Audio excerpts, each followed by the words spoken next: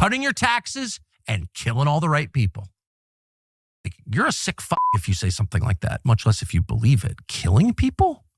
But this is kind of a tick of Lindsey Graham. So he explained recently that if you have a problem with Israel, God will kill you. And that would include the United States. He said, I'm almost quoting him here, if the United States abandons Israel, God will abandon the United States and kill us all. We'll die. He recognized Jerusalem as capital of Israel. Why? Because if you got a problem with that, take it up with God. He's the guy that did it, not Trump. So I just want to say, I feel good about the Republican Party. I feel good about where we're going as a nation. We're killing all the right people and we're cutting your taxes. Cutting your taxes and killing all the right people. Like, you're a sick fuck if you say something like that, much less if you believe it. Killing people? You're a sick fuck. Famous anchor Tucker Carlson goes ballistic on Senator Lindsey Graham for celebrating death again. There are moments in politics when the rhetoric escalates beyond disagreement into outright moral outrage, when words become weapons, and a public figure doesn't simply critique a policy, but indicts the character of another. In one such moment, Tucker Carlson, speaking in no uncertain terms, addresses Senator Lindsey Graham and declares, "You're a sick fuck." That phrase, blunt, visceral, unapologetic, anchors a critique not just of one man's record, but of the ideological posture he claims to embody. In what follows, we'll explore Mr. Carlson's 7-part breakdown of Graham's political trajectory, how he presents Graham's war hunger, his celebrated support for military force, his alienation from the body politic, and what it all means for the future of a political party and the American people. The stakes are high. This isn't just about one senator's votes, it's about the moral fabric of national leadership and who we choose to represent us. The indictment unleashed. Mr. Carlson wastes little time. The opening salvo is personal and pointed. Graham is not merely wrong, he's morally compromised. By labeling him a sick f***, Mr. Carlson frames the debate not simply as disagreement over foreign policy, but as a character judgment, someone who delights, or at least is comfortable, with the machinery of war and death. This is far more than policy criticism. It is moral branding. From the start, Carlson asserts that Graham's behavior amounts to celebrating death, rather than mourning it, or treating it with sober seriousness. The implication: Graham treats war as spectacle and self-aggrandizement. Carlson describes Graham's posture as a betrayal of what the Republican Party promised: defense of national interests, caution about foreign entanglements, fiscal responsibility, and respect for human life. Instead, in Mr. Carlson's telling, Graham opts for accolades in battles abroad, oblivious or indifferent to the cost back home. The warhawk record. One of Mr. Carlson's core arguments is that Graham's career has been defined by support for perpetual military engagement.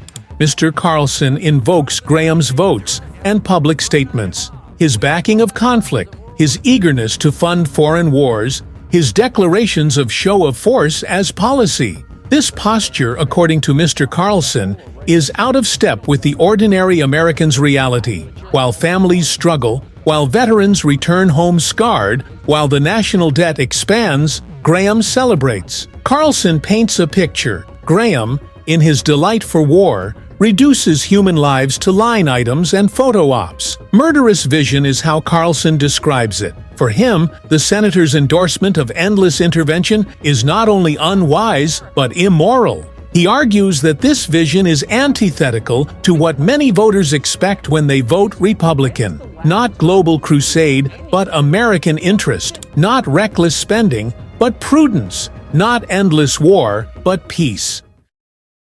The human cost ignored. Mr. Carlson emphasizes the consequences that Graham downplays or disregards. He turns toward the human toll, the young men and women sent abroad, the families who mourn at home, the lifetime of injuries and trauma borne by veterans, and the economic burden, an indebted nation forced to pay for foreign adventures, with less left for domestic renewal. Mr. Carlson's critique is harsh, By celebrating war, Graham implicitly diminishes the weight of those losses. He treats American lives as expendable and foreign conflicts as trophies. Mr. Carlson suggests that this disrespect is a betrayal of service members and taxpayers alike. He queries, who pays for this vision? And why is Graham so gleeful in endorsing something that so clearly damages the people he is supposed to represent? Disconnection from the base. A recurring theme in Mr. Carlson's commentary is the idea that Graham is out of touch, not only with facts, but with the people he purports to serve. The senator in Carlson's telling exists within a Washington bubble tied to establishment thinking, corporate interests, and an outdated global policeman mindset. Meanwhile, the ordinary voter watches their jobs stagnate, their cost of living rise, and sees less relevance from their elected representative. Tucker Carlson asserts that Graham's celebration of war is emblematic of this disconnect. While many Republicans believe in limited government, fiscal discipline, and focusing on America first, Graham leans into global policing and large-scale intervention. To Carlson, this choice signals that Graham's loyalty is not to the electorate, but to the establishment war-industrial complex. The result? Voters feel abandoned. The party at a crossroads. Here Mr. Carlson widens the lens. He argues that Graham's philosophy is not just a personal failing, but a potential direction for the entire Republican Party. If the party embraces the vision Graham embodies, endless war, intervention abroad, disregard for domestic burden, then Carlson warns it will lose its identity. The principles of limited government, fiscal responsibility, and putting Americans first would be discarded in favor of global crusade and empire maintenance. Carlson urges the party to reckon with this fork in the road. Will Republicans continue representing the interests of American workers, families, and taxpayers, or will they follow the warhawk path? Graham, in Carlson's framing, embodies the latter. Thus, the party must choose whether to side with him or with their base. The morality of leadership. Beyond policy, Mr. Carlson insists that leadership has a moral dimension. He argues that celebrating death is not simply evidence of bad judgment, it is evidence of a flawed moral compass. According to Mr. Carlson, a leader should weigh the cost of action, value human life, and act with humility and restraint. Those who treat violence as a game or a trophy reveal themselves unsuited for responsibility. In this light, Graham's celebration of war becomes a litmus test. Tucker Carlson suggests, if your measure of success is how many bombs you drop, how many troops you send, how many conflicts you wage, then you've lost the moral arc of leadership. Instead, Mr. Carlson promotes a vision of leadership grounded in service, caution, and prioritizing the welfare of citizens over spectacle or foreign glory. The call to accountability. In the final moment, Mr. Carlson turns directly to the audience and to the electorate. He offers a call to action. Watch your representatives. Question their motives. Assess who they serve. If a leader celebrates death abroad while ignoring the cost at home, perhaps they are not working for you. Voters should hold them accountable, not just for votes cast, but for the ethos they embody. Mr. Carlson challenges Americans to consider the future of their nation.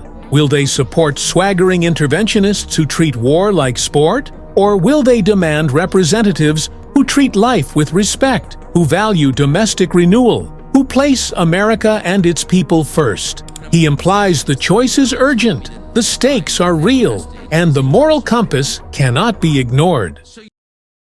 "You're a sick fuck" is not just a provocative soundbite, it is a symbolic moment. It signals the convergence of policy, morality, character, and leadership. In his critique of Lindsey Graham, Tucker Carlson lays bare a deeper tension facing America.